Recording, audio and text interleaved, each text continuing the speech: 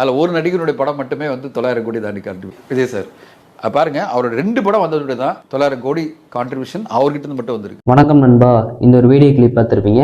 2023 தமிழ் சினிமாவுக்கு அதிக அளவில் கலெக்ட் பண்ணி கொடுத்த படம்னா நம்ம தளபதியோட படங்கள் தான் அப்படின்றத ஓப்பனாகவே இப்போ ஒருத்தர் ஷேர் பண்ணியிருக்காரு. அவர் யாருன்னா ப்ரொடியூசர் தனஞ்சயன். இவர் தான் ஓப்பனாகவே நம்ம தளபதியோட படங்கள் தான் அதிக அளவில் தமிழ் சினிமாவுக்கு கலெக்ட் பண்ணி கொடுத்துருக்கு அப்படின்றத இவர் வந்து ஷேர் பண்ணியிருக்காரு.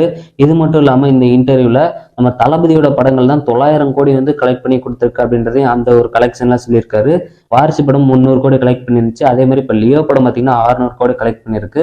அதாவது நம்ம தளபதியோட படங்கள் மட்டும் இப்போ 2023 900 கோடி தமிழ் சினிமாவுக்கு கலெக்ட் பண்ணி கொடுத்துருக்கு. தமிழ் சினிமா இப்போ செகண்ட் இடத்துல இருக்கிறதுக்கு தளபதி தான் காரணம் அப்படின்றது இவர் வந்து சொல்லியிருக்காரு. ஃபர்ஸ்ட் பிளேஸ்ல பார்த்தீங்கன்னா ஹிந்தி அந்த ஒரு சினிமா இருக்காம இப்போ செகண்ட் பிளேஸ்ல நம்ம தமிழ் சினிமா இருக்குது. 2023 தமிழ் சினிமாவில் நிறைய படங்கள் ரிலீஸ் ஆனிச்சு.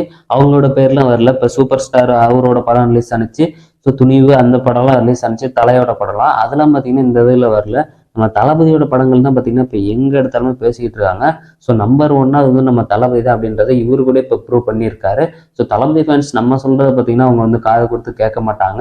ஸோ இந்த மாதிரி பெரிய ஒரு ப்ரொடியூசர் இவங்கெல்லாம் பார்த்தீங்கன்னா அவங்களுக்குலாம் தெரியும் இந்த மாதிரி கலெக்ட் பண்ணியிருக்கு அப்படின்றதெல்லாம் அவர் வந்து ஷேர் பண்ணியிருப்பாங்க.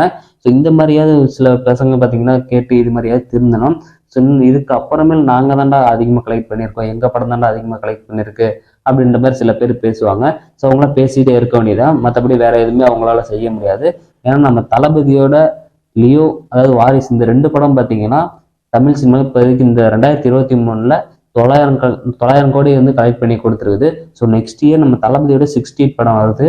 அது பார்த்தீங்கன்னா ஒரு டைம் ட்ராவல் சம்மந்தப்பட்ட ஒரு படம். ஸோ நம்ம தளபதி பார்த்தீங்கன்னா புதுவிதமாக ஒரு ட்ரை பண்ணுறாரு. அது எந்த அளவுக்கு வரப்போகுது அப்படின்னு நம்ம வெயிட் பண்ணி பார்க்கோம். இப்போ இந்த வீடியோ பார்த்தீங்கன்னா உங்களோட கருத்துக்களை மறக்காம இந்த கமெண்ட் பாக்ஸில் சொல்லுங்க. நீங்களும் நம்ம சேனல் சப்ஸ்கிரைப் பண்ண பார்த்துட்டு இருந்தீங்கன்னா மறக்காம எப்போ சப்ஸ்கிரைப் பண்ணிக்கோங்க. ஏன்னா நம்ம சேனலில் தளபதி பார்த்தீங்கன்னா புதிய அப்படிலாம் தொடர்ந்து அப்லோட் பண்ணிக்கிட்டே இருப்போம். ஸோ நீங்களும் பார்க்கலாம். அதனால் வந்து மறக்காம சப்ஸ்கிரைப் பண்ணிக்கோங்க. நன்றி, வணக்கம்.